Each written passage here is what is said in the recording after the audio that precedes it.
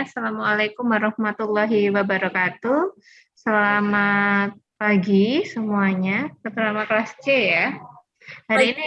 Salam Bu, selamat pagi. Hari ini kita belajar materi ke-6 di psikiatri, yaitu defisit perawatan diri ya. Yang kita pelajari apa ya, mulai dari definisi, penyebab, tanda gejala, dan juga SP atau strategi pelaksanaannya apa ya.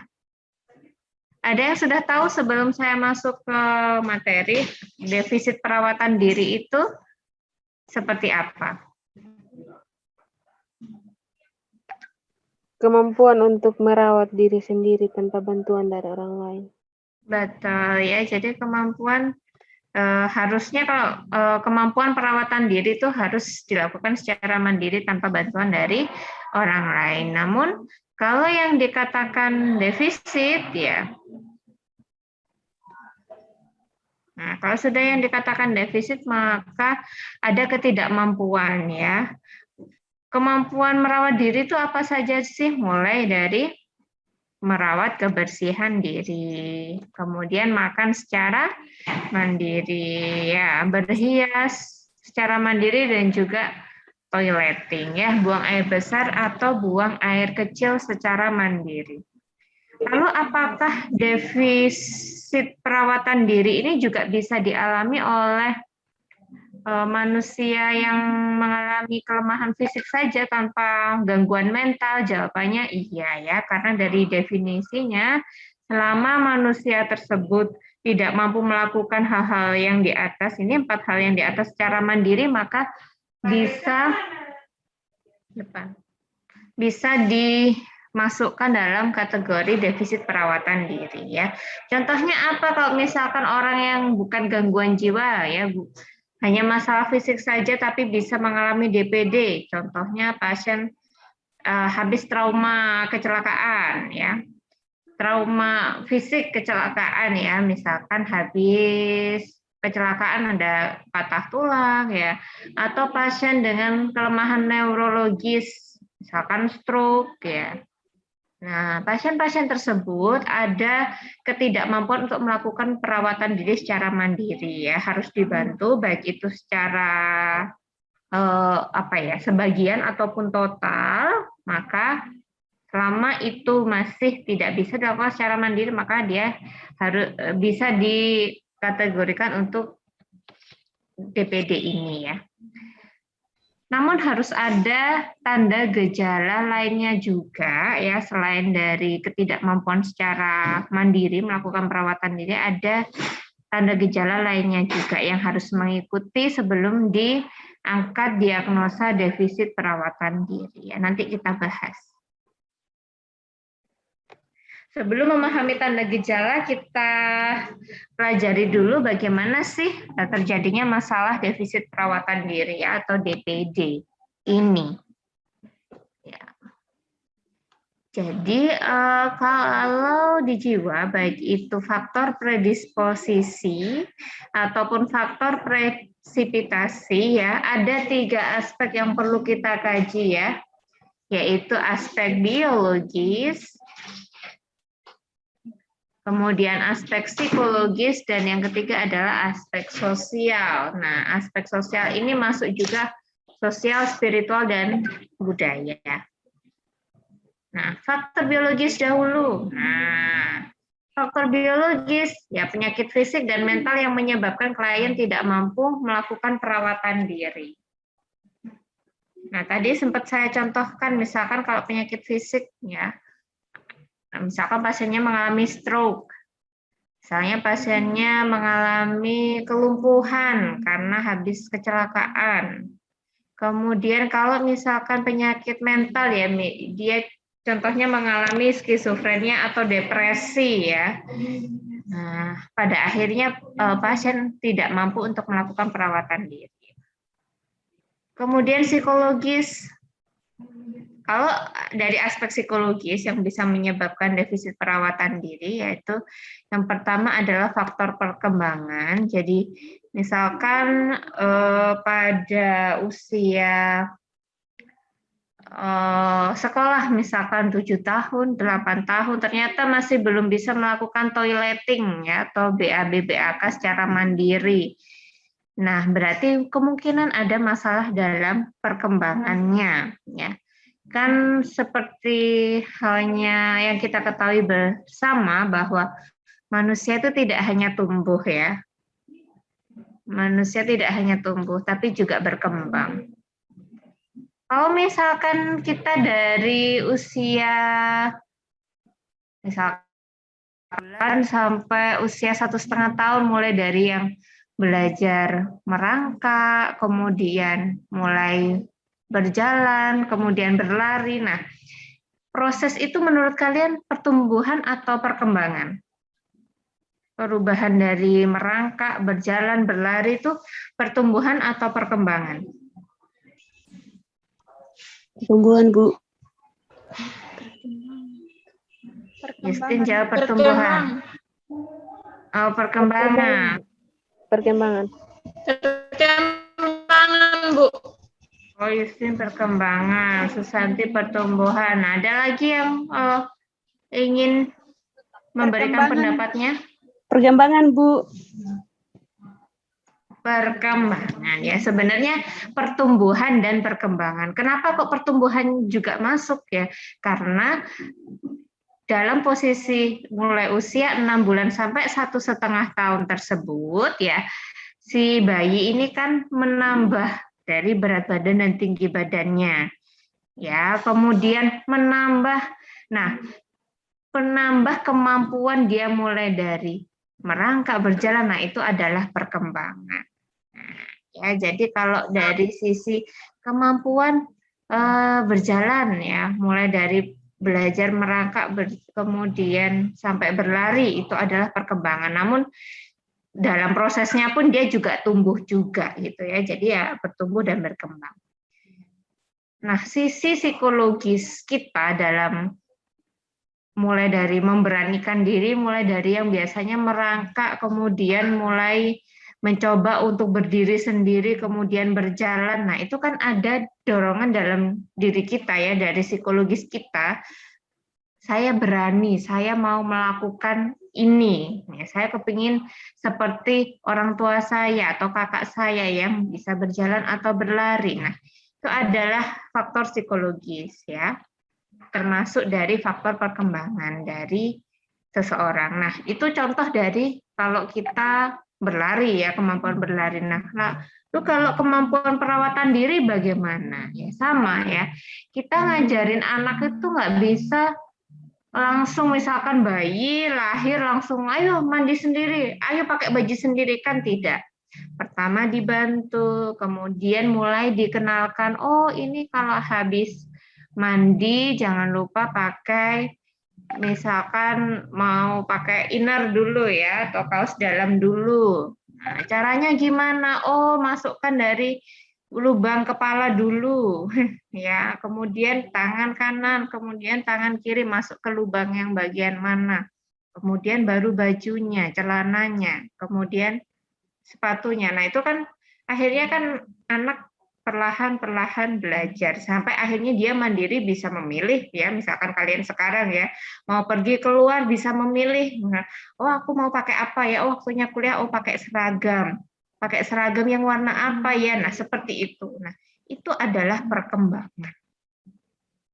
Nah, kemampuan manusia untuk sampai seperti itu ya sangat didasari oleh faktor perkembangan. Ada yang masih belum bisa untuk menentukan, oh saya ini harus merawat diri, berdandan, berhias yang seperti apa gitu ya. Dan yang kedua adalah kemampuan realitasnya turun. Maksud dari kemampuan realitas turun ini adalah pada pasien gangguan jiwa ya utamanya tidak bisa membedakan kenyataan dengan khayalan atau bayangannya dia. Dia merasa tidak butuh mandi, dia merasa tidak perlu mandi.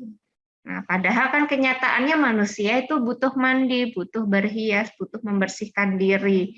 Kalau BAB, BAK ya perlu dibersihkan. Nah, seperti itu. Nah, kemampuan realitas ya atau menerima kenyataan tersebut itu turun karena kondisi psikologisnya. Nah, maka dari itu dia akan mengalami defisit perawatan diri. Kemudian aspek yang ketiga ya sosial. Nah, kurangnya dukungan dan latihan kemampuan perawatan diri dari lingkungannya. Jadi sangat berbeda-beda ya kemampuan anak dalam, misalkan ada yang sudah mampu untuk toileting sendiri ya di usia 3 tahun, ada yang sampai SD masih tidak tahu kapan sinyal dia untuk BAB-BAK muncul dan sering ngompol. Nah, itu kalau misalkan diteliti ya bisa ketemu bedanya. Ya, kalau misalkan yang masih sampai besar itu masih belum mampu untuk toileting sendiri, biasanya karena adanya kurang latihan ya, kurang stimulus ya. Dia didukung untuk dibantu untuk melakukan kegiatannya, namun tidak didukung untuk mandiri. Nah, di sini peran dari sosial akhirnya mempengaruhi kemampuan seseorang ya bisa melakukan perawatan diri atau tidak. Ada keluarga yang mungkin kaya raya gitu ya sampai tidak mengajarkan kepada anaknya untuk menggunting kuku misalkan, jadi sampai besar gitu dia baru bisa menggunting kuku. Nah, kayak ya selama dia tahu kapan harus menggunting kuku sebenarnya saya belum dikatakan defisit perawatan diri, bisa dikatakan masih bersih-bersih saja. Namun kalau dilihat dari definisinya sebenarnya dia masuk ke dalam kategori DPD dan bermasalah pada aspek sosialnya. Terus bagaimana untuk keluar dari hal tersebut ya harus dilatih ya. Nah, nanti latihannya tahapannya bagaimana nanti kita bahas juga. Itu tadi adalah faktor predisposisi. Nah, sekarang adalah faktor presipitasi. Tahu tidak bedanya faktor predisposisi sama faktor presipitasi? Kalau predisposisi itu semacam ancaman. Kalau faktor presipitasi itu penurunan motivasi atau kerusakan kognisi, Bu. Merasa cemas, lelah, lemah, begitu, Bu. Ya, ini kalau faktor presipitasi dari defisit perawatan diri. Namun definisi dari presipitasi dan predisposisi itu apa sih bedanya? Faktor predisposisi sama presipitasi itu adalah penyebab. Ya, faktor penyebab terjadinya masalah. Nah, bedanya predisposisi sama presipitasi kalau gitu apa? Kalau predisposisi mungkin ancaman dari luar, kalau presipitasi itu dari diri sendiri. Oke. Kalau misalkan ancaman dari luar saja, nah tadi ada faktor biologis. Faktor biologis ya dari diri sendiri juga. Ya kalau misalkan yang sakit ya yang bermasalah di mentalnya juga si orang tersebut, bukan dari orang lain yang sakit kan. Nah, berarti bukan faktor predisposisi, bukan yang dialami dari luar, presipitasi yang dialami dari sendiri, bukan ya. Faktor predisposisi adalah faktor penyebab terjadinya masalah yang terjadi lebih dari 6 bulan. Jadi sudah berlangsung lama lebih dari 6 bulan. Jadi kalau misalkan kita nanyakan faktor predisposisi kepada pasien, nah ini kita mulai flashback-nya mungkin mulai dari kecil, walaupun pasiennya sudah dewasa. Jadi kalau misalkan nanya faktor biologis, dulu pernah sakit nggak waktu kecil sampai akhirnya mengalami gangguan pertumbuhan dan perkembangan? Pernah jatuh tidak? Ada kecacatan dari tubuh atau tidak? Nah, itu adalah faktor predisposisi. Kalau di asuhan keperawatan, di dokumentasi asuhan keperawatan di KMB, kita sebutnya adalah riwayat kesehatan masa lalu. Nah, itu adalah faktor predisposisi. Sementara faktor presipitasi adalah yang baru saja terjadi pada pasien tersebut, ya, atau riwayat kesehatan saat ini. Ya. Namun bisa tidak, kalau misalkan di KMB mungkin hanya hari ini saja, kali ini saja. Namun kalau di jiwa faktor presipitasi ini berlangsung selama 6 bulan terakhir ya. Jadi selama 6 bulan terakhir mengalami apa saja, dan biasanya pencetus ya atau faktor presipitasi ini seringkali yang bermasalah adalah aspek psikologisnya. Maka dari itu contoh-contohnya ada yang sudah tertampil pada layar kalian masing-masing ya. Kalau faktor biologis sama faktor sosialnya biasanya sudah dialami sejak lama. Namun faktor yang psikologisnya biasanya baru-baru saja terjadi. Nah, contohnya ya penurunan motivasi. Kenapa kok tidak mau mandi ya? Saya merasa males aja mandi. Sekitar 3 bulanan ini saya merasa tidak perlu mandi karena saya ini sudah orang yang paling bersih sedunia. Nah, berarti selain penurunan motivasi, kalau dari kata-kata orang tersebut, dia mengalami kerusakan kognisi atau perseptual. Oh ya, berarti ada masalah nih di kognitifnya sampai akhirnya dia tidak menyadari ya bahwa dia ini manusia yang seperti halnya manusia yang lain, dan dia tidak tepat mengatakan orang yang paling bersih sedunia jadi tidak perlu mandi.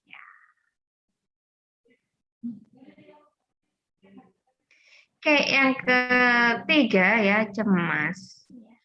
Orang cemas itu hanya fokus pada objek atau penyebab cemasnya. Cemas karena takut tertular COVID misalkan, ya dia hanya kepikiran COVID-nya itu saja ya. Jadi sampai tidak bisa mengetahui ya, menyadari hal-hal lain selain yang dicemaskan tersebut, termasuk perawatan dirinya. Dan yang keempat adalah kelelahan dan kelemahan dari segi mental ya. Yang dimaksud di sini lelah atau lemah dalam hal mental nih. Capek secara mental. Nah, kadang kita juga merasakan hal tersebut kan ya. Capek secara fisik nggak begitu seberapa, tapi capek secara mental. Biasanya sampai ya fokusnya adalah mengistirahatkan mental tersebut, tapi akhirnya mengalami defisit perawatan diri.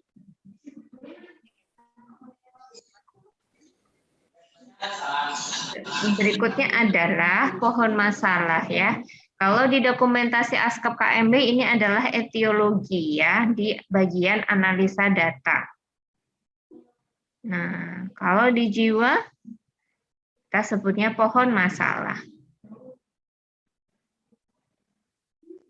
Nah, pohon masalah ini ya, ini beda ya. Kalau misalkan etiologi saat bikin ASKEP KMB dari atas ke bawah kan panahnya ya.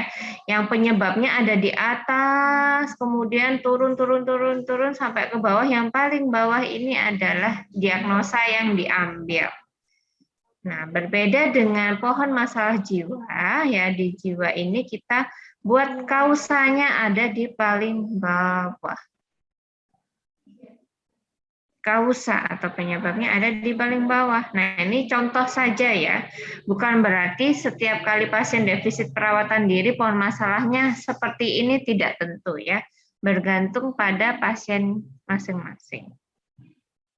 Kalau dari contoh ini ya, penyebab dari defisit perawatan dirinya diawali dengan pasien tersebut tidak punya coping individu yang efektif ya, atau diagnosanya coping individu tidak efektif, kemudian mengalami HDR kronis ya. HDR, ada yang tahu singkatannya HDR? Karena sudah dibahas di Bu Wahid atau Bu Yanti sebelumnya. Apa HDR? Apa HDR? Harga diri rendah. Harga diri rendah, Bu. Oh, betul ya. Harga diri rendah ya, singkatan harga diri rendah HDR tersebut ya. Jadi dari HDR yang sifatnya kronis pada pasien menyebabkan defisit perawatan diri. Ini berbeda-beda ya. Ada pasien yang diawali dengan waham, ya penyebabnya waham. Contoh yang tadi saya sebutkan, merasa dirinya paling bersih sedunia, ya jadi tidak perlu mandi. Nah itu kan waham ya. Nah, wahamnya menyebabkan ya defisit perawatan diri. Nah, kalau di pohon masalah saat kita bikin dokumentasi acuan keperawatan jiwa, yang jadi diagnosa yang diambil adalah di bagian core problem. Ya, core problem. Nah, dari core problem ini ya, kalau dari contoh ini pasiennya ada resiko perilaku kekerasan. Beda-beda, ada yang misalkan setelah defisit perawatan diri dia mengalami apa yang paling banyak memang resiko perilaku kekerasan ya. Bisa jadi juga dia mengalami kalau tadi saya contohkan kausanya waham, bisa jadi juga dia setelah defisit perawatan diri dia muncul waham ya. Jadi defisit perawatan diri ini adalah diagnosa yang tidak muncul sendiri. Berbeda dengan diagnosa mungkin HDR, isolasi sosial gitu ya. Itu biasanya muncul sendiri bisa. Nah, untuk defisit perawatan diri ini selalu diikuti oleh diagnosa jiwa yang lainnya, diagnosa gangguan jiwa lainnya. Jadi biasanya orang defisit perawatan diri ini plus ya, mengalami HDR, plus juga mengalami waham, mengalami halusinasi atau yang lainnya. Ya. Jadi memang defisit perawatan diri ini memang kalau misalkan pasiennya gangguan jiwa terus ada defisit perawatan diri, nah bisa disimpulkan sebenarnya kalau pasien tersebut mengalami gangguan jiwa yang sifatnya kronis ya, lebih parah ya, untuk penyembuhannya juga lebih lama. Tanda gejalanya apa ya? Tanda gejalanya tidak mau mandi, kemudian dia tidak tahu harus memakai baju atau tidak, memakai baju yang seperti apa, rambutnya kotor, giginya kotor, begitu ya. Ini dokumentasi pribadi ya, jadi nanti harap tidak disebarluaskan. Ya, nanti juga PowerPoint yang saya berikan nanti tanpa ada ini ya, gambar ini ya, tanda dan gejala ini. Ini dokumentasi pribadi saya waktu profesi dulu. Jadi bisa dilihat dari subjektif dan objektif ya gejala dari DPD. Kalau dari DPD tidak mampu membersihkan badan yang pertama, kemudian penampilannya tidak rapi, pakaiannya kotor. Nah, kemudian kalau misalkan dia toileting ya, tidak mampu melakukan toileting dengan benar, biasanya dia hanya misalkan habis BAB atau BAK, setelah itu selesai tidak dibasuh ya, tidak dibersihkan, kemudian ini ya pergi ya. Nah, itu kan tidak tepat ya. Kemudian kalau makan biasanya tidak habis ya, beberapa suap saja dan cenderung dibantu ya, perlu motivasi untuk makan, atau mau makan tapi makanannya tidak tepat ya, tidak untuk dimakan, misalkan makan daun, daun mentah yang ya ada di pekarangan gitu, tanpa dibersihkan, tanpa dimasak ya. Kemudian makan bunga, makan sampah, nah kayak gitu ya. Jadi secara objektif ya pasiennya makan tapi tidak, makanannya yang dimakan ini tidak dimakan oleh manusia. Nah, subjektifnya mungkin bisa didukung tidak ada keinginan mandi, jadi untuk melakukan perawatan diri harus dimotivasi ya, harus dibantu, dimotivasi. Suka BAB dan BAK di sembarang tempat, ya tidak mampu menggunakan alat bantu makan, tidak bisa makan pakai piring, sendok. Nah, itu adalah tanda gejala dari DPD. Lalu kalau sudah tahu pasiennya DPD dengan tanda gejala tadi ya, lalu apa yang perlu kita lakukan sebagai perawat ya, kita lakukan SP1 sampai 4 ini ya. Baik dari pasien ataupun keluarga diberikan topik yang sama. Kalau misalkan pasiennya diberikan cara ya untuk membersihkan diri secara mandiri, maka keluarga juga diharapkan mampu untuk membantu pasien melakukan kebersihan dirinya sendiri ya. Berarti kalau pasiennya sudah diajari gini loh caranya mandi ya. Berarti keluarga juga harus diajari kalau misalkan pasien ingin mandi atau jadwalnya mandi ya, harap dibantu untuk mempersiapkan peralatannya atau membantu saat proses mandi ya, selama pasien masih belum benar-benar bisa mandiri. Ya, kalau misalkan gangguan jiwa kronis ya, itu jangan dibayangkan langsung diajari mandi langsung bisa gitu ya, karena kalian melihatnya pasiennya sudah dewasa, tidak ya. Jadi kembali lagi seperti mengajari anak kecil untuk melakukan perawatan diri. Jadi mandi ya kadang dia nggak mau keluar dari kamar mandi atau bahkan tidak mau masuk ke kamar mandi, tidak mau melepas baju saat mandi. Nah, hal-hal seperti itu jelas di awal-awal butuh bantuan keluarga. Jika pasien sudah berada di lingkungan kembali ke keluarga, ke rumahnya ya. Kalau misalkan di rumah sakit perawat bisa bantu ya, namun kalau sudah di puskesmas ya di rumah lagi ya, di rumah asalnya lagi, maka yang membantu membersihkan dan memenuhi kebutuhan kebersihan diri ini adalah keluarga. Maka kita harus ajarkan itu. Jadi apakah SP ini tidak berlaku pada saat perawatan pasien di rumah sakit jiwa? Jawabannya bisa jadi tidak bisa ya, karena perawatan pada pasien gangguan jiwa di RSJ itu tidak bersama keluarganya. Beda kalau misalkan kalian penyakit fisik ya, misalkan dia mengalami gagal ginjal atau penyakit jantung gitu ya, harus dirawat di rumah sakit. Itu ada keluarga yang menungguin. Nah, kalau di RSJ tidak ada ya, karena biasanya yang bikin gangguan jiwa salah satu penyebabnya juga keluarga. Maka kita berikan waktu sejenak ya di RSJ tersebut untuk sejenak untuk berpisah ya dengan penyebab dia ya, stresor dia ya.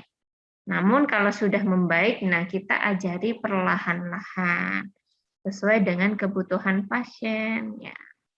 Maka dari itu SP ini memang untuk pasien-pasien yang sudah pada posisi rehabilitasi ya, atau kalau pasiennya sedang dirawat bersama keluarga sudah di rumah, tidak di RSJ karena tidak bersama keluarga. Nah, terus kalau misalkan di RSJ berarti SP-nya hanya untuk pasien saja, jawabannya iya ya, tidak melibatkan keluarga. SP1-nya ngapain? Ya, SP1-nya pada DPD ini adalah setelah tahu ya tanda gejala, kita tahu masalah DPD-nya, kita jelaskan pentingnya kebersihan diri. Nah, menjelaskan pentingnya kebersihan diri itu nggak bisa, ini ya Bu ya, kalau misalkan rambutnya kotor seperti ini, nanti banyak kutunya gatel ya Bu ya. Nah, nggak seperti itu ya. Atau bahkan yang lebih parahnya lagi komunikasinya seperti ini. Ibu harus mandi karena mandi itu bagus baik buat tubuh supaya tidak ada kuman-kuman. Nggak nyampe ke pikirannya pasien gangguan jiwa ya. Pasien gangguan jiwa yang mengalami defisit perawatan diri, ingat, adalah pasien gangguan jiwa yang sudah kronis, sudah ada kerusakan kognisi ya. Jadi sulit ya untuk memberikan pemahaman yang sifatnya teoritis seperti yang saya contohkan tadi. Nah, jadi kita ngajarinnya bagaimana, kita ajak ke depan cermin, coba Ibu lihat, misalkan pasiennya perempuan ya, coba Ibu lihat, di cermin ini ada bayangan dari Ibu dan ada bayangan dari saya. Nah, kalau bisa Ibu lihat bedanya apa ya? Tampak bagaimana ya saya, tampak bagaimana Ibu, pelan-pelan gitu. Jadi diajak interaksi, nggak cuma ceramah, bagus ini, kalau mandi itu nanti biasa seger, bla bla bla bla bla bla, ngomong terus. Harus ada interaksinya. Ya kalau kalian ingat materi dulu ya di psikososial ya, bahwa orang itu menghadapi stres ya, untuk beradaptasi itu butuh interaksi ya. Nah, walaupun di sini tulisnya jelaskan pentingnya kebersihan diri ya, berarti kalian nggak jelasin gitu benar-benar secara teori gitu, tidak ya. Tetap harus ada komunikasi ya. Pasiennya diminta untuk memberikan umpan balik dari kata-kata kalian. Lanjut, nomor 3, jelaskan cara dan alat kebersihan diri. Mungkin kalian kalau misalkan mandi langsung aja ya, di luar kepala. Ngambil gayung, misalkan siapkan sabun, sampo, bawa handuk, ya siapkan air. Nah, pasien gangguan jiwa bisa kebalik-balik dan bingung untuk melakukan hal tersebut. Maka kita jelaskan cara dan alat-alatnya tersebut, gunanya apa satu persatu. Ini gayung ya Bu ya namanya, fungsinya apa, gunanya apa? Ibu tahu nggak? Buat apa nih kira-kira? Ada yang gayungnya dibikin topi. Nah, berarti kita reaksinya bagaimana? Bukan, ini gayung, bukan topi. Nah, berarti bagaimana? Diambil gayungnya, kemudian ini fungsinya gayung untuk mengambil air. Dicontohkan betulan. Ya, walaupun di sini tulisnya hanya jelaskan cara, jelaskan pentingnya, tapi kenyataannya saat menjelaskan benar-benar detail satu persatu. Nah, di SP1 ini tidak hanya mandi ya, tapi juga ganti pakaian, sikat gigi, cuci rambut, dan juga potong kuku. Pada pasien yang tidak mampu untuk melakukan SP1 ini dalam satu kali pertemuan, maka boleh SP1 ini diulang beberapa kali sampai pasien bisa. Ya, misalkan yang pertama saya mandiin, saya kasih tahu caranya mandi. Di pertemuan kedua masih SP1, tapi ngajarin cara cuci rambut. Dan seterusnya. Kalau sudah semuanya sudah bisa, masuk ke SP kedua. Adalah berdandan. Berdandan ini apa ya? Berdandan setelah melakukan kebersihan diri, setelah pakai baju apa? Sisir rambut, ya. Cara berias sederhana sesuai dengan usia. Kalau misalkan pasiennya perempuan mempunyai rambut yang panjang, kalau misalkan dia ingin dikuncir, bagaimana menguncirnya, merapikannya. Kalau dia ingin berjilbab, ya bagaimana cara pakai jilbab supaya tidak miring kanan, kiri, atau kebalik jilbabnya. Kalau laki-laki, nah misalkan dia punya kumis atau jenggot, bagaimana cara merapikannya, itu yang kita ajarkan pada SP kedua. Jadi disesuaikan dengan kebutuhan pasien, dia laki-laki atau perempuan, dia butuh berdandan yang seperti apa. Ya. Ini harus detail juga ya, kita ngajarin berdandan itu sampai kalau misalkan mau pergi ke pasar, pakai baju apa. Kalau mau bersih-bersih rumah, pakai baju yang bagaimana. Kalau mau pergi senam, bagaimana. Kalau mau pergi ke gereja, ke pengajian, pakai pakaian yang seperti apa. Nah, berdandan ini kita ajarkan satu persatu perlahan-lahan. SP ketiganya apa? Makan dan minum. Ya, SP ketiganya makan dan minum, kemudian SP keempatnya baru BAB dan BAK. Ya. Seperti itu. Jadi ya, walaupun SP-nya hanya 4, bukan berarti, walaupun di sini saya tuliskan pertemuan 4, kenyataannya pada pasien gangguan jiwa, masing-masing SP ini bisa berkali-kali, ya, bahkan berpuluh-puluh kali. Ini untuk menyelesaikan satu SP saja, ya. Karena DPD ini adalah diagnosa lainnya, berasal dari diagnosa lainnya ya, selalu bersamaan dengan diagnosa gangguan jiwa lainnya, maka perlu diselesaikan dulu gangguan jiwa penyebabnya. Jadi misalkan pasien ada wahamnya, makanya dia mengalami DPD, ya berarti wahamnya yang menjadi prioritas utama. Nanti kalian akan belajar juga ya bagaimana memprioritaskan diagnosa dari gangguan jiwa. Jadi tergantung pasiennya. Kalau misalkan pasiennya ada resiko perilaku kekerasan, tapi juga ada defisit perawatan diri. Jelas yang perlu kita prioritaskan adalah yang resiko perilaku kekerasannya. Masa iya pasiennya ngamuk-ngamuk ya, terus kalian paksa untuk mandi? Ya, tidak mungkin, malah dia akan semakin ngamuk.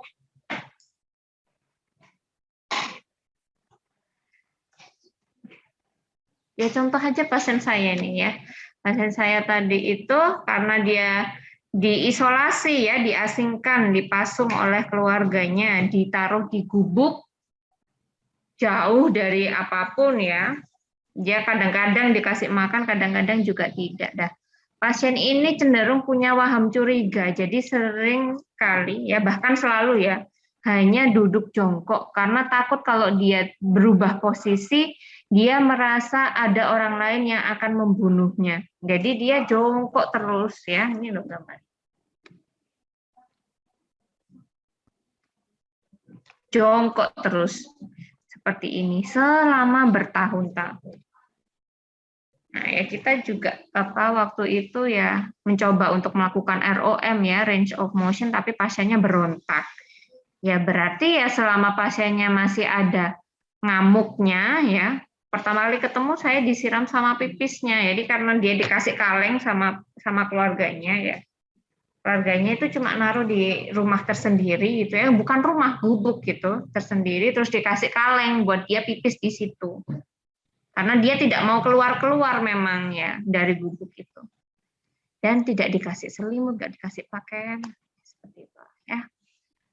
Dia meringkuk saja, selain kedinginan dia juga ada waham curiga yang tadi saya sebutkan. Kemudian waktu kami datang pertama kali ya karena merasa terancam, nah dia mengambil itu ember berisi pipisnya itu disiramkan ke kita. Nah kalau misalkan seperti itu ya kita nggak fokus, walaupun pada saat kita melihat saja kita langsung ada diagnosa, oh ini pasiennya DPD gitu ya, tapi tidak memaksa langsung mandi gitu ya. Biarkan dia ini dulu ya sampai beberapa waktu kita selesaikan diagnosa PK-nya dulu, baru kita selesaikan DPD-nya perlahan-lahan. Seperti itu. Sampai akhirnya ini keluarga kita libatkan untuk mau memandikan, dan sekarang posisi pasiennya sudah berkumpul lagi bersama keluarganya. Nah ini SP keluarga seperti yang saya bilang tadi ya, sama ya, kalau misalkan SP1 keluarga ya sama dengan SP1 pasiennya. Cuman bedanya ya, ini bentuknya adalah bentuk suportif. Kalau tadi pasiennya kan mandiri. Itu saja untuk materi DPD. Ada yang mau didiskusikan? Mau bertanya, Bu. Ya, silakan. Terima kasih atas waktu dan kesempatan yang diberikan kepada saya. Di sini saya mau bertanya, Bu. Iya. Seringkali terjadi di kampung halaman saya, seseorang yang malas merawat dirinya dengan baik, Bu. Tetapi orang tersebut dalam keadaan sehat. Nah, dari kami memberikan saran cara merawat diri yang baik kepada orang tersebut. Tetapi orang tersebut mendengar tapi tidak melakukan, Bu. Nah, pertanyaan saya, apakah dia mengalami gangguan dan cara yang terbaik mengatasinya?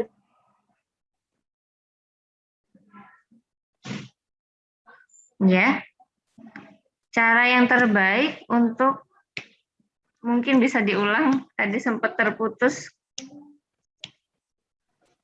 Baik, Bu. Saya bertanya, seringkali terjadi di kampung halaman saya, seseorang yang malas merawat dirinya dengan baik, Bu.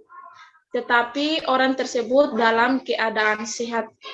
Nah, dari kami memberikan saran yang terbaik kepada orang tersebut merawat diri yang benar, Bu. Tetapi orang tersebut mendengar saran dari kami, tetapi tidak melakukan, Bu. Nah, pertanyaan saya, apakah dia mengalami gangguan dan cara yang terbaik mengatasinya bagaimana ya Bu? Terima kasih. Ya, terima kasih juga Yustin. Jadi kita cari tahu dulu penyebabnya ya. Defisit perawatan diri ini seringkali jadi efek ya. Jadi efek dari diagnosa lainnya. Kalau misalkan dia sehat, yang paling sering yang menyebabkan pasien mengalami defisit perawatan diri selain adanya kelemahan fisik adalah defisit pengetahuan ya, karena tidak tahu ya. Maka ya kita tidak fokus pada ngajarin SP1, ngajarin mandi itu gini tidak ya. Kalau kalian mau melakukan intervensi defisit pengetahuan ya, sebenarnya kan pengkajian dulu.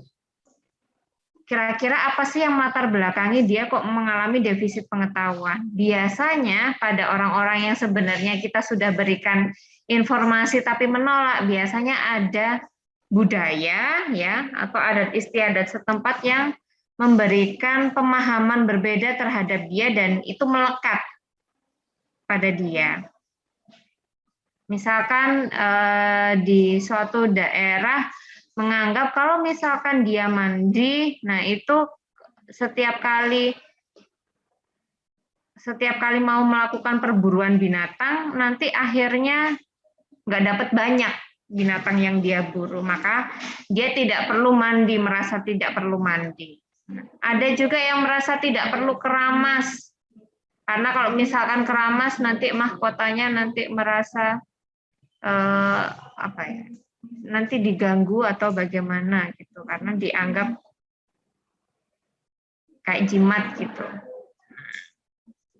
Jadi kita cek dulu nih adat istiadat. Nah, kalau kita berhadapan dengan adat istiadat atau budaya yang sudah melekat di masyarakat, nah itu kita tidak bisa langsung secara teori langsung kita bilang, nah kan butuhnya bersih, butuhnya supaya sehat, jauh dari kuman, jauh dari penyakit, gitu. Nggak bisa kita langsung putuskan seperti itu, tidak bisa. Akhirnya nanti endingnya apa? Kalian tidak digubris gitu ya, bahkan nggak dianggap sama sekali. Ini ngapain sih ngomong anak kecil, malah dianggap seperti itu. Nah, cara yang terbaik ya kita harus pendekatan budaya dahulu ya. Nah, kita ajak ngomong dulu. Nah, kalau menurut Bapak nih, dibandingkan dengan yang Bapak yakini, nah kira-kira lebih memberikan manfaat yang bagaimana? Ya, itu ngobrolnya dan panjang. Ya, kemampuan komunikasi akhirnya dituntut pada kita kalau misalkan harus melakukan pendekatan budaya tadi. Tidak bisa hanya sekali ketemu kita kayak penyuluhan, ngajarin seperti guru ngajarin atau seperti dosen ini ngajarin langsung kalian paham.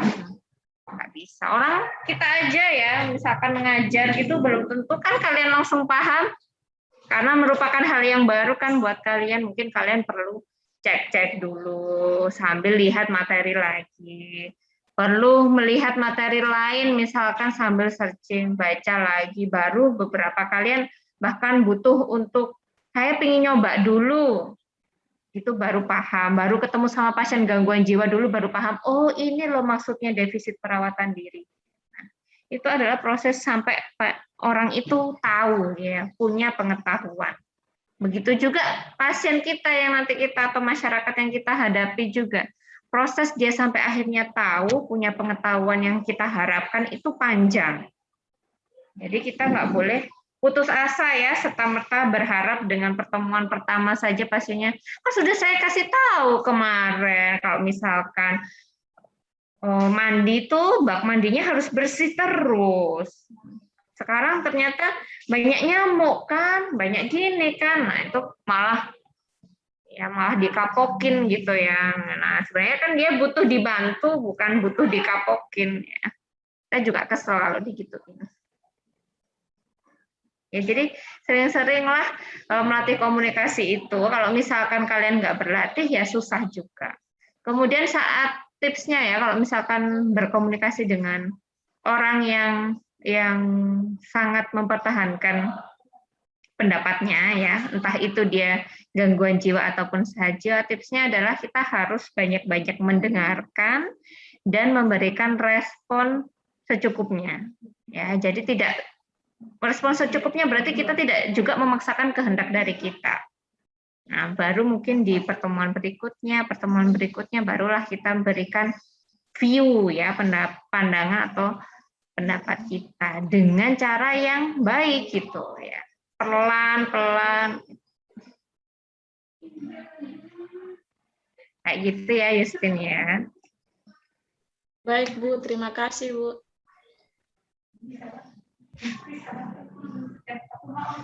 Jadi jawabannya adalah bersabar dan telaten. Caranya gimana sabar untuk telaten? Masing-masing orang ya berbeda-beda untuk mencapai kesabarannya dan ketelatenannya. Ada yang kalau misalkan nggak tahan ngomong sama seseorang perlu break ya, perlu ya udahlah besok lagi gitu ya. Ada yang harus merasa saya kalau misalkan nggak selesai saya tidak nyaman gitu ya, dia ya harus bertahan berkomunikasi dengan orang yang menyebalkan itu. Ya kan orang yang nggak sama pandangan sama kita itu kan jatuhnya di diri kita menyebalkan ya. Ya.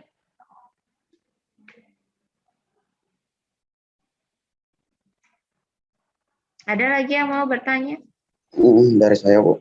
Dari Ya. saya, Bu. Dari saya. Boleh. Ya Safat dulu baru Samuel ya. Oh, oke. Ini, Bu. Ini nggak ada kuliah sudah jam 10?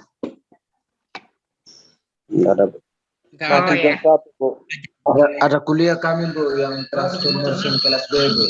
Oh, yang oke. kuliah Yang yang kuliah mungkin boleh live ya. Ini nanti rekamannya saya share juga di YouTube.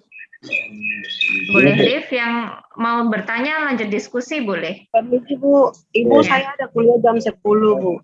Iya, Izinkan ya, boleh. Yang Boleh, ada saya kuliah mau boleh lanjut, Bu. langsung live ya. Yang Baik, tidak Bu. ada kuliah boleh melanjutkan diskusi. Mungkin hanya 10 menit lah ya. Oke, ya Safat. Oke, Bu. Lanjut. Ini kan tadi sudah dibahas tentang perawatan diri, Bu. Jadi pertanyaan saya, misalnya kalau pasien mengalami dua hal, misalnya bisu sama tuli, Bu. Yang pastinya kan kita melibatkan keluarga. Ketika keluarga tidak bisa juga untuk mampu berkomunikasi dengan klien itu, Bu, apa kita seorang perawat langsung melakukan tindakan atau masih ada cara-cara selain keluarga?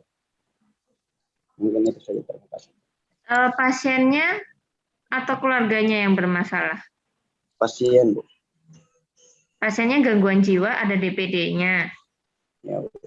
Ya, terus keluarganya nggak mau tahu gitu ya. Oh, gini ya, kita itu kadang berkeluarga itu ada saja dalam keluarga kita ini yang tidak sesuai dengan harapan kita. Nah, ada anggota keluarga yang mengalami gangguan jiwa, itu juga bukan sesuai dengan harapan kita kan ya. Misalkan saya punya keluarga yang mengalami skizofrenia ada, mengalami autisme ada, depresi ada. Nah, sungguh sangat lengkap sekali saya ya untuk mempraktekkan ilmu saya. Nah, itu beban keluarga. Nah, beban keluarga benar-benar beban keluarga secara fisik, mental, dan finansial. Nah, pada akhirnya bagaimana? Pada akhirnya beberapa orang yang tidak siap ya, ada anggota keluarganya yang mengalami gangguan jiwa tersebut, cenderung ya sudahlah saya tidak mau mengurus dia lagi. Biarlah dia diurus sama dinas sosial atau orang yang mau mengurusnya. Ada yang nggak mau tahu gitu ya. Nah, bagaimana menyadarkan bahwa misalnya kita perawat ya, menghadapi keluarga yang seperti itu ya. Menyadarkan bahwa ini keluargamu, anggota keluargamu yang gangguan jiwa, ini butuh kamu. Nah, itu juga nggak bisa langsung sekali ketemu dia pasti iya, bilang iya gitu ya. Bahkan ada beberapa anggota keluarga itu saat kita masuk, misalkan pasiennya dipasung di dalam rumah gitu ya akan menolak gitu ya. Ya ngamuk juga walaupun dia sebenarnya ini ya. Mungkin secara mental waras gitu ya, lebih sehat jiwa daripada yang gangguan jiwa ini. Namun bisa juga muncul gitu ya resiko gangguan jiwa dia gitu. Cemas gitu ya. Oh, cemas kalau orang lain bakalan tahu kalau saya punya anggota keluarga yang gangguan jiwa kayak gini. Nanti saya jadi nggak bisa menikah misalkan. Karena tahu ada anggota keluarga yang gangguan jiwa. Nah, jadi sangat kompleks ya. Jadi kita harus membayangkan dari sisi pemikiran si anggota keluarga yang menolak tersebut ya. Caranya gimana supaya dia akhirnya bantu ya? Kita posisikan dulu bahwa kita paham kondisi anggota keluarga tersebut. Jadi kita ya nggak bisa memaksakan kehendak. Nah, ini masa saya yang ngurus? Ya saya memang tugasnya ini sih, tapi ya masa setiap hari harus memandikan dia. Nah, bukan itu kan pemikiran kalian. Nah, coba berada di pikirannya klien kita, yaitu anggota keluarga yang punya anggota keluarga yang gangguan jiwa tersebut. Ya bayangkan posisinya dia, maka kita akan cari titik temu yang pas gitu ya. Ini gimana? Saya butuh bantuan untuk merawat pasien. Selama ini dirawat di rumah sebenarnya sudah cukup baik. Ya, anggapnya gitu. Nggak boleh kita menyalahkan langsung. Ini nggak boleh orang dipasung seperti ini. Kita bilang sudah cukup baik dengan memberikannya makan, memberikannya tempat berteduh. Gitu. Namun kita harus lebih memperhatikan lagi. Nah, supaya pasien ini berangsur bisa seperti sedia kala sebelum sakit gangguan jiwa. Caranya gimana? Coba misalkan pasien kalau misalkan tenang, coba diajak untuk mandi. Kalau misalkan sulit untuk mandi, nah kita berikan sesuatu yang menyenangkan. Misalkan dia suka makan ikan goreng. Nah, coba dikasih reward ikan goreng. Kalau misalkan dia mau mandi, atau dia kalau misalkan pengen keluar, nah pasien kalau dipasung terus kan pengen keluar. Kalau misalkan pasien kan sudah ditaruh di kamar terus dikunci, nah coba diberikan reward kalau habis mandi nanti boleh ikut jalan-jalan, gitu. Boleh nanti ikut ke pasar. Nah itu kan reward yang bikin pasien senang, ya anggota keluarga juga dapat solusi gitu ya, gimana ya caranya supaya pasien ini mau, ya keluarga juga mau gitu ya, membantuin. Gitu. Memang reward ya, yang sifatnya sederhana tersebut diperlukan untuk meningkatkan motivasi pasien untuk melakukan perawatan gigi. Ya awal-awal seperti itu. Nanti kalau kalian lanjut ya, misalkan ke spesialis, ambil spesialisasi jiwa, nanti ada terapinya namanya behavior terapi ya. Jadi memberikan reward ya, memberikan reward setiap kali dia melakukan kegiatan. Itu pun nggak langsung, kegiatannya sedikit gitu ya. Kemudian dikasih reward yang besar langsung kasih uang, kasih apa? Enggak ya. Jadi kita berikan reward sebagai terapi tersebut itu perlahan-lahan. Kalau misalkan mandi selama 1 minggu berturut-turut, mandi bersih, bisa berdandan secara baik, nanti saya ajak ke gereja, saya ajak ke masjid untuk sholat, nah, kayak gitu. Jadi, wah berarti kan pasien akan merasa, nah berarti saya berarti bisa kembali lagi seperti sedia kala. Nah, keluarga juga akan merasa lebih nyaman karena membawa anggota keluarga tersebut keluar rumah. Ya, jadi memang harus memposisikan diri, bukan dari posisi kita sebagai perawat yang harus banyak merawat pasien dan itu menjadi beban kerja kita. Tidak ya, kita harus memposisikan, ya empati kan seperti itu ya. Kita memposisikan diri sebagai yang ada pada posisi keluarga pasien. Wajar kalau misalkan keluarga pasien itu sampai ya dengan kesibukan, kadang kan karena kendala finansial harus meninggalkan pasien ini di rumah untuk bekerja gitu ya. Kalau orang lain punya uang gitu ya, orang lain yang bekerja untuk dia, saya harus bekerja. Nah, berarti keluarga saya yang gangguan jiwa ini ya mau tidak mau ya harus saya pasung, saya kunci di dalam kamar. Nah, itu kan pilihan-pilihan yang tidak bisa kita intervensi ya. Kita mau kasih duit gitu, apakah masalahnya selesai kan enggak ya. Jadi kita harus pelan-pelan ngomong, ya kita cari cara supaya keluarga bisa beradaptasi, ya kita juga bisa memberikan bantuan secara semaksimal mungkin, dan endingnya anggota keluarga yang pasien si gangguan jiwa ini perlahan-lahan bisa pulih. Gitu ya, nggak bisa langsung. Tidak ada yang instan dalam membuat orang menjadi gangguan jiwa. Dan juga kalau memulihkan dia sampai bisa sembuh, ya, sampai dia sehat jiwa atau paling tidak mampu melakukan kegiatan sehari-hari secara mandiri, itu juga butuh waktu. Bahkan beberapa pasien sampai meninggal pun masih dalam kondisi gangguan jiwa dan tidak terawat. Gitu ya. Ada yang mau gitu ya? Ya, Safat ya? Ini Bu, boleh mau tanya lagi? Ya, boleh. Ini kebetulan di daerah saya itu Bu, ada orang kalau misalnya bulan penuh Bu, dia mengalami gangguan jiwa, kadang lari-lari, teriak, goyang-goyang terus, biar satu hari satu malam itu nggak makan juga mampu. Kira-kira masalahnya seperti apa? Karena kan tidak setiap hari, dia ada bulan-bulan tertentu. Menurut kesehatan kita seperti apa? Iya, pasien gangguan jiwa itu juga tidak setiap hari kok muncul kambuh gitu.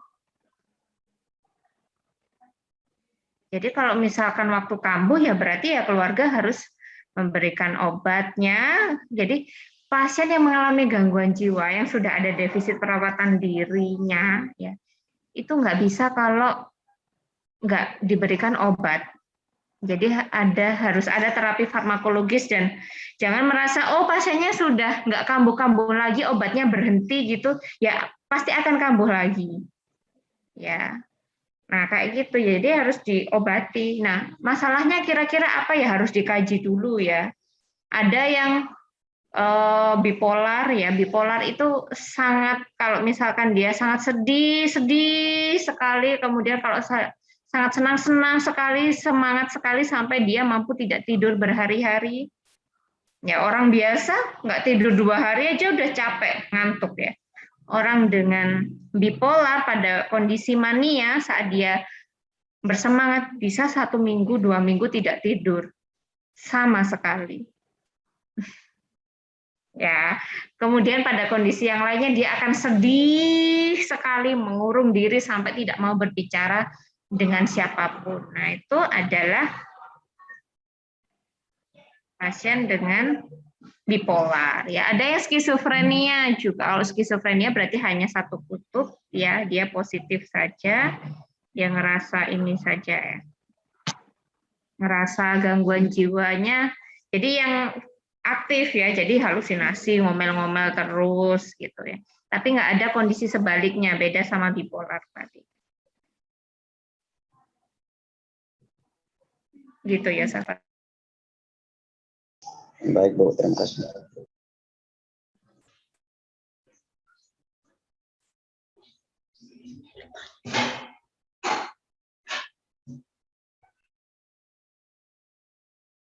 Sekarang Samuel ya, ada pertanyaan Samuel? Oke, baik Bu. Tapi bukan pertanyaan Bu, mungkin tambahan dari apa yang dipertanya oleh Adi Justin tadi untuk di kampung begitu Bu. Mungkin itu tambahan dari saya Bu. Memang setahunya ya mungkin kami dari timur Bu, nah, tahu sama-sama bagaimana sifatnya, apa karakter di sana Bu. Mungkin tambahan Bu untuk apa di sana, kalau yang tua-tua atau yang sudah umur lanjutan begitu, kebanyakan Bu mereka sudah malas untuk membersihkan diri Bu. Itu mungkin faktor-faktor pengetahuan juga. Kalau sudah umur lansia, sudah umur 60, 50, mereka sudah malas untuk membersihkan diri. Tapi itu bukan di depresi atau apa, tidak. Mungkin ya apa yang Ibu sampaikan tadi betul juga itu untuk faktor-faktor pengetahuan. Karena memang kalau saya pikir Bu, kalau beda kalau orang yang sekolah dan tidak sekolah begitu. Kalau orang yang sekolah mungkin walaupun mereka sudah tua tapi bisa untuk mengandalkan diri begitu untuk membersihkan. Jadi kalau tidak sekolah sama sekali ya mungkin tidak tahu bagaimana caranya untuk membersihkan diri, merapikan diri, dan bahkan mereka tidak mau mandi juga tidak menjadi masalah. Ya kalau kita yang berpendidikan sedikit atau berpendidikan tinggi, kita jangan tidak mandi satu hari, tidak mandi pagi saja sudah berat badan badan tidak enak begitu. Memang Adius juga yang disampaikan itu betul sekali yang disampaikan itu kadang-kadang kalau mama kalau mereka suruh mandi mereka tidak mau mandi.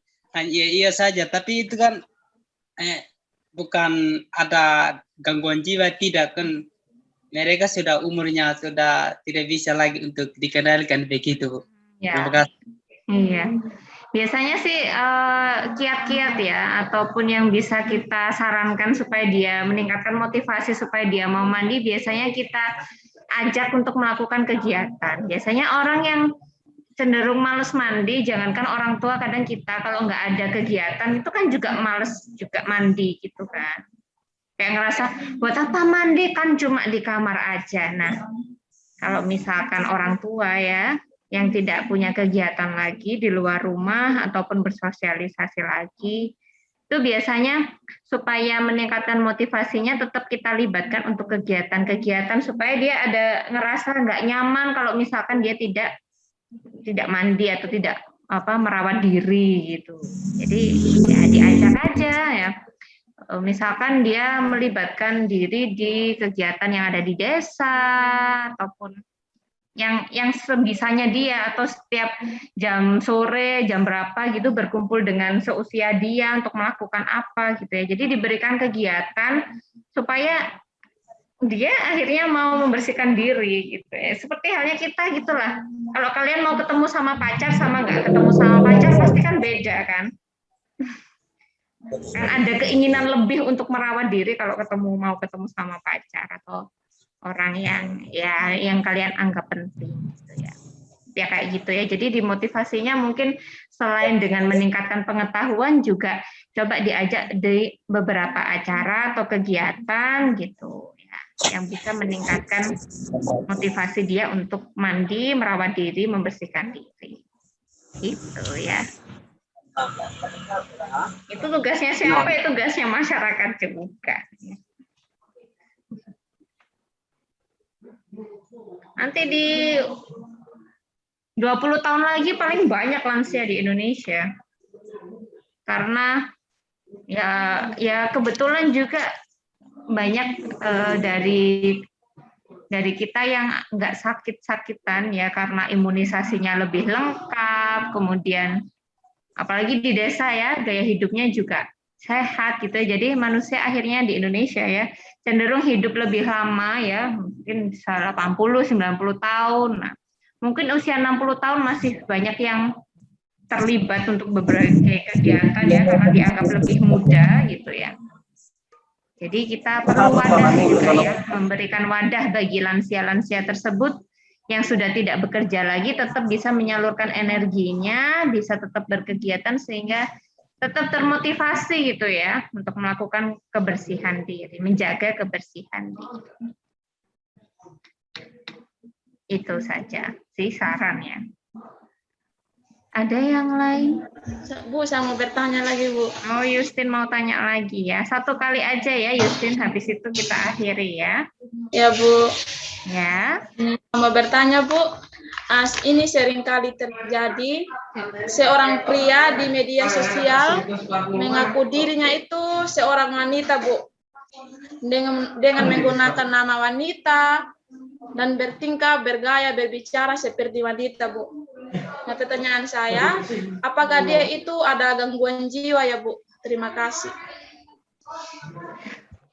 Kalau misalkan kita lihat dari buku diagnosis gangguan jiwa untuk dokter ya, untuk psikiatri, kan kalau diagnosa medis kan panduannya diagnosanya itu ya, buku PPDGJ itu. Kalau kita kita kan melihatnya bukan dari sana ya, mungkin dari disfungsi seksualnya, mungkin dari wahamnya ya. Tapi kalau dia kategorinya gangguan jiwa atau tidak, bisa jadi dia gangguan jiwa, bisa jadi resiko gangguan jiwa. Ya dia harus dikaji lagi. Selama dia masih bisa mengendalikan diri pada hal yang lainnya, dia mungkin dia masuk ke dalam resiko gangguan jiwa. Di resiko gangguan jiwa. Ya kalau misalkan dia tidak segera ditangani, ya dia akan berubah menjadi betulan gangguan jiwa. Kalau sudah gangguan jiwa itu ya waham, ya dia merasa tidak sesuai dengan realitanya. Itu waham ya. Apakah masuk gangguan jiwa? Bisa jadi iya. Ya. Jadi harus dikaji lagi lebih lanjut ya, dia masalahnya di disfungsi seksualnya atau sampai ada masalah wahamnya. Seperti itu. Jadi kita tidak bisa melihat dari yang terlihat saja gitu ya, tanpa kita bertanya betulan dan mengkajinya secara mendalam. Itu yang bisa saya jawab sih. Baik Bu, terima kasih. Iya, sama-sama ya. Jadi don't judge a book by its cover ya. Ada yang pasien gangguan jiwa, tapi nampaknya ya sehat-sehat saja ya. Ada yang nampaknya gangguan jiwa, tapi sebenarnya dia sehat-sehat saja ya. Contohnya tadi ya, misalkan dia nampaknya lusuh, gak mau pakaian, dia sebenarnya sehat jiwa. Nah, ya, jadi masalahnya adalah di motivasi, di mandi atau defisit pengetahuan. Oh dia nampaknya gangguan jiwa, tapi dia sehat-sehat saja. Mungkin diagnosa yang lainnya yang lebih tepat diambil untuk pasien tersebut. Jadi harus pengkajian lebih dalam.